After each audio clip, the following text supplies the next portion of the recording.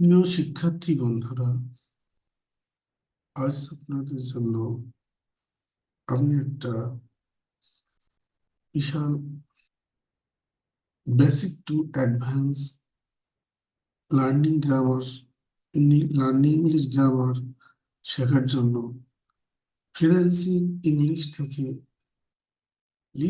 তালিকা নিয়ে আসছি। এই তালিকা অনুযায়ী আমি সমস্ত ক্লাস ডে বাই ডে নেব।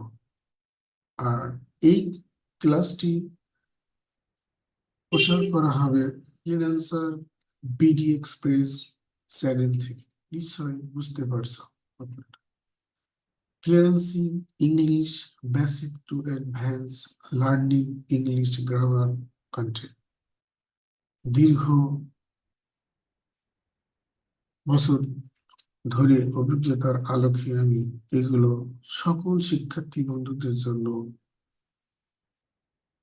জিরো থেকে হিরো হওয়ার এক অনবদ্য মাধ্যম হিসেবে আমি basic to advance learning English grammar নিয়ে আসছি। ফ্রিল্যান্সিং ইংলিশ নামে এটা পাওয়া যাবে আমার চ্যানেল। শিক্ষার্থী বন্ধুরা, আপনাদের যে বিষয়গুলো শেখানো হবে তার একটি লিস্ট নিচে দেওয়া হলো।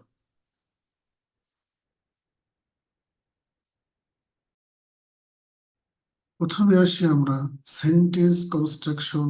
সেন্টেন্স ছাড়া ইংরেজি শেখা, বোঝা, লেখা, কথা বলা কোনোটাই সম্ভব নয়। তারপর আসি দ্বিতীয়, পার্টস অফ স্পিচ। ইংরেজিতে এই পার্টস অফ স্পিচের ব্যবহার অঙ্গাঙ্গিভাবে জড়িত। পার্টস অফ স্পিচ সম্পর্কে যদি খুবই ভালো জানা থাকে তাহলে ইংলিশটা অতি সহজ হয়ে যায়। Kinds of nouns. নাউনের প্রকারভেদ সম্পর্কে আলোচনা করা হবে। এটা কেমন নাউন, এটা কি নাউন, এগুলো। Countable and uncountable noun. নিশ্চয়ই বুঝতে পারছো, কাউন্টেবল গণনা এবং আনকাউন্টেবল অগণনযোগ্য নাউন। এগুলো বুঝতে না পারলে ভার্ব, নাউনের পর কোন ভার্ব বসবে, সিঙ্গুলার ভার্ব বসবে না প্লুরাল ভার্ব বসবে, সেটা বোঝার জন্য এই কাউন্টেবল এন্ড আনকাউন্টেবল নাউন নিয়ে আমি আলোচনা করব। নাম্বার। নাম্বার সম্পর্কে বিস্তারিত আলোচনা করা হবে। 6, জেন্ডার। জেন্ডার সম্পর্কে বিস্তারিত আলোচনা করা হবে। কেস না জানলে অনেক কিছু বুঝতে পারা যায় না। সো তাই আমরা কেস নিয়ে ব্যাপক আলোচনা করব। 8, প্রোনাউন্স। প্রোনাউন্স সম্পর্কে আলোচনা করা হবে। অ্যাডজেক্টিভ সম্পর্কে আলোচনা করা হবে। 10, ভার্বস এন্ড মডেল সম্পর্কে আলোচনা করা হবে। সাবজেক্ট, ভার্ব, অ্যাক্টিভিটি সম্পর্কে আলোচনা করা হবে। কনজাংশন অফ ভার্ব সম্পর্কে আলোচনা করা হবে। টেন্স সম্পর্কে আলোচনা করা হবে বিস্তারিত। ভার্বাল নাউন, জিরান্ড, টাইম পার্টিসিপল সম্পর্কে বিস্তারিত আলোচনা করা হবে। অ্যাডভার্বস সম্পর্কে বিস্তারিত আলোচনা করা হবে।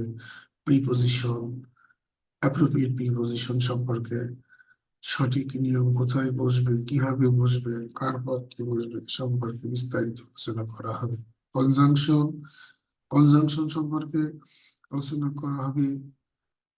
কনজাংশন দুটি ওয়ার্ডের মাঝে বসবে, সেন্টেন্সের মাঝে বসবে, এছাড়াও কোথায় কোথায় বসবে সেই বিষয়ে আলোচনা করা হবে। Articles and determiners. Articles and determiners একটা খুবই গুরুত্বপূর্ণ বিষয়। সকল শ্রেণীতে এখন এটা ইনভলভ করা হয়েছে।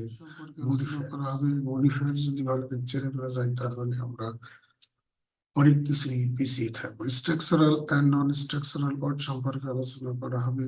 ন্যারেশন বা রিপোর্টিং, অর্থাৎ ন্যারেশন এখন অপরিহার্য একটা বিষয় হয়ে গেছে।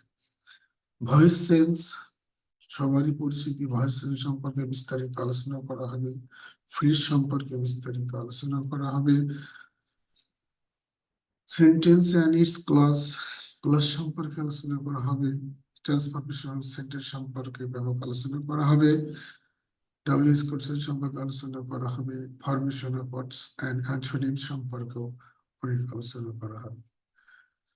One parts of speech to others সম্পর্কে আলোচনা করা হবে। Same word used as different parts of speech সম্পর্কে আলোচনা করা হবে। Words commonly confused এটা নিয়ে ব্যাপক আলোচনা করা হবে। গ্রুপ ভার্ব সম্পর্কে আলোচনা করা হবে। ইডিয়ম সম্পর্কে আলোচনা করা হবে। নমিনাল কম্পাউন্ডস খুবই নতুন একটা বিষয় মনে আছে, কিন্তু এটাও খুবই গুরুত্বপূর্ণ, এটা নিয়ে আলোচনা করা হবে। পাংচুয়েশন এন্ড ক্যাপিটালাইজেশন সম্পর্কে আলোচনা করা হবে।